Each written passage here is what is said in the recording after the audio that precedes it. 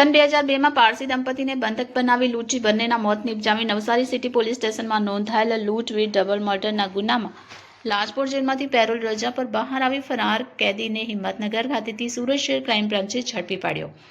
મળતી માહિતી મુજબ હાલ પકડાયેલ આરોપી નવસારી ખાતે રહેતો હતો। તે વખતે તે હીરા મજૂરીનું કામ કરતો હતો। તેની સાથે રઘુનાથ ગુર્જર નામનો ઈસમ કામ કરતો હતો। તે દરમિયાન તેઓ બંનેની ઓળખાણ નીતિન પંકજ પાટીલ સાથે થઈ હતી। તે વખતે નીતિન આબેદા નામની મહિલા સાથે હાલ પકડાયેલ આરોપી અને રઘુનાથની ઓળખાણ કરાવી। આબેદા નવસારી ખાતે લુન્સીખુઈ ખાતે પારસી પરિવારને ત્યાં ઘરકામની નોકરી કરતી હતી અને પારસી પરિવાર ખૂબ પૈસાવાળો હતો। પરિવારમાં ઘરડા પતિ પત્ની રહેતા હતા, જેથી હાલ પકડાયેલા આરોપી અને તેના સાગરીતોએ સાથે મળી પારસી પરિવારને લૂંટવાનો પ્લાન બનાવ્યો।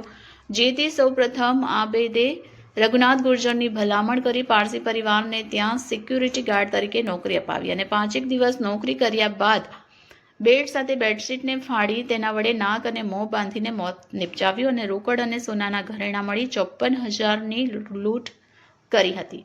હાલ નવસારી પોલીસે તમામ આરોપીને પકડી પાડી આગળની વધુ કાર્યવાહી હાથ ધરી છે।